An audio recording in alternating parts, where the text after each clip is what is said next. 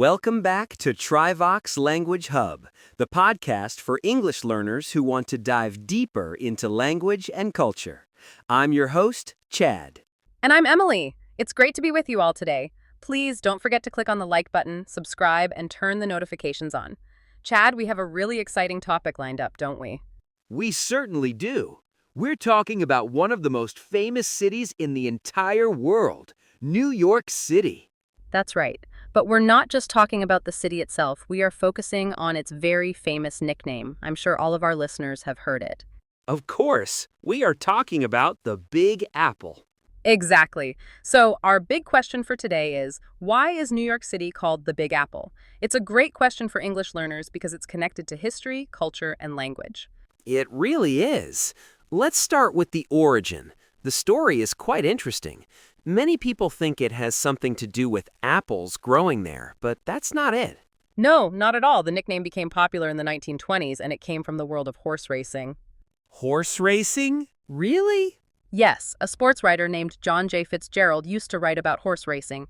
He heard stable workers in New Orleans say they were going to the Big Apple.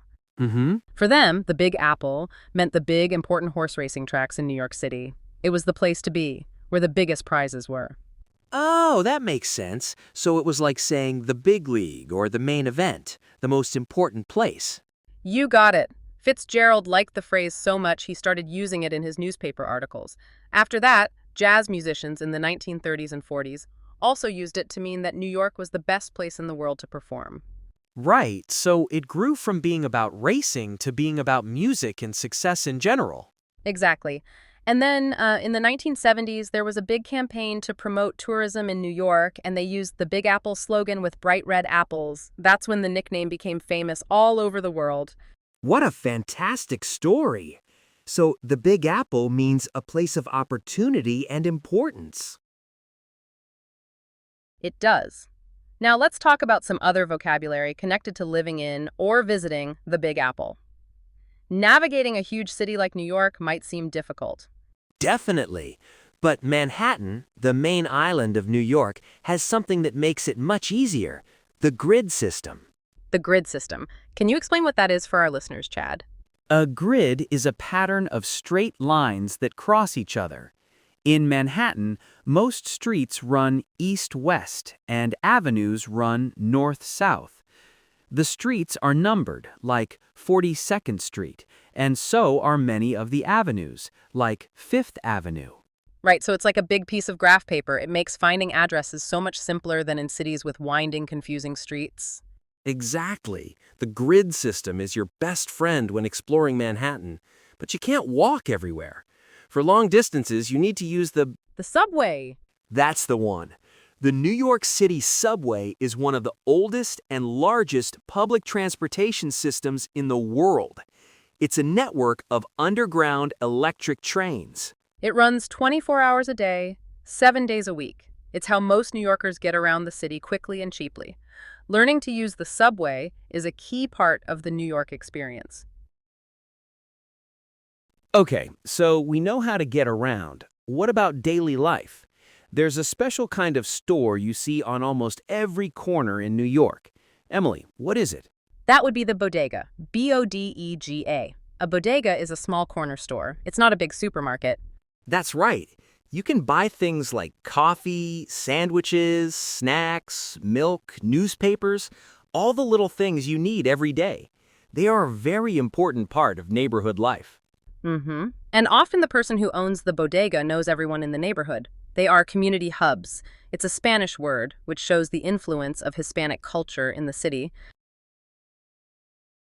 All right, so we have the grid system, the subway, and the bodega. These things all contribute to the unique feeling of the city.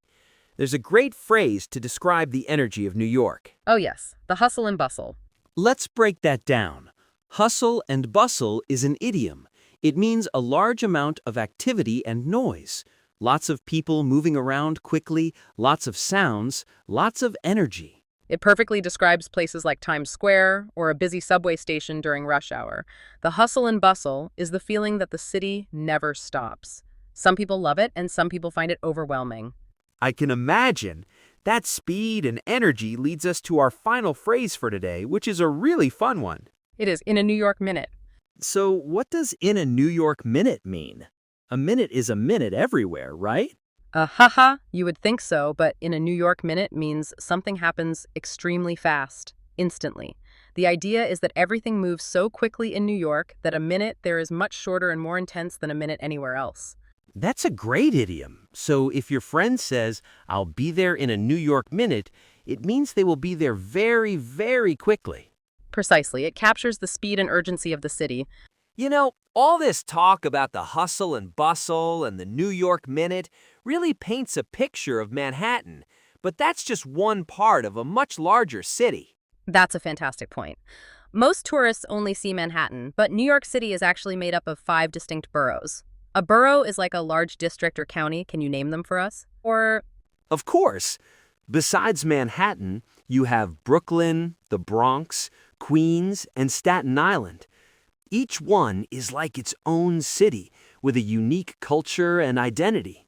Exactly. Let's start with Brooklyn. It's famous for its artistic communities, like in neighborhoods such as Williamsburg and Bushwick. It's also known for its beautiful brownstone houses. Brownstone. That's a great New York word. A brownstone is a type of house or apartment building made from a reddish-brown sandstone. They're very characteristic of certain neighborhoods, and they usually have steps leading up to the front door. What do you call those steps? That would be a stoop. S-T-O-O-P. The stoop is an essential part of New York life, especially in the summer. It's not just stairs, it's a social space. People sit on their stoop, chat with neighbors, and watch the world go by.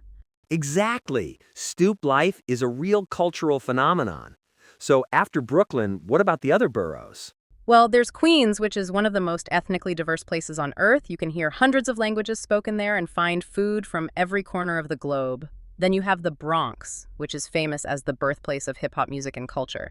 And let's not forget Staten Island. Right, which you can get to for free on the Staten Island Ferry, which offers amazing views of the Statue of Liberty. And speaking of the Statue of Liberty, we can't talk about New York without mentioning its world-famous landmarks. Absolutely.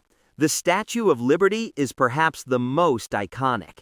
It was a gift from France in 1886 and has been a symbol of hope and freedom for immigrants arriving in America for over a century. Another deeply significant landmark is the World Trade Center. The original Twin Towers were a defining feature of the skyline until the tragic events of September 11, 2001. Today, the site has been rebuilt with the soaring One World Trade Center, a symbol of resilience and remembrance.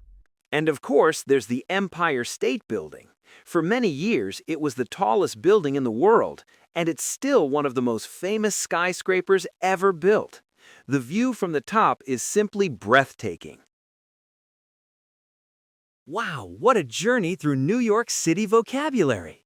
Let's do a quick recap for our listeners. Great idea. First, we learned the Big Apple is New York's nickname, originally from the world of horse racing, meaning a place of great opportunity. Then we had the grid system, the organized pattern of streets and avenues in Manhattan that makes it easy to navigate. After that, the subway, the huge underground train system that carries millions of people every day. Don't forget the Bodega, that essential small corner store found in every neighborhood. And we described the city's energetic atmosphere with the phrase hustle and bustle. And finally, in a New York minute, meaning super fast. We also explored the 5 boroughs that make up the whole city. This has been so much fun. Understanding these words and phrases can really help you understand the culture of New York City and American culture in general. You know, Emily, this recap makes me realize just how much more there is to talk about when it comes to New York. We've only scratched the surface. I agree. Language is so much more than just words. It's about the stories and the life behind them. Well, that's all the time we have for today. Leave us a comment about what you've learned and future themes.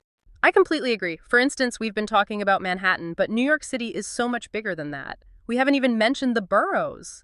Thanks for tuning in to Trivox Language Hub. We hope you enjoyed our trip to the Big Apple. Join us next time for more language and culture adventures.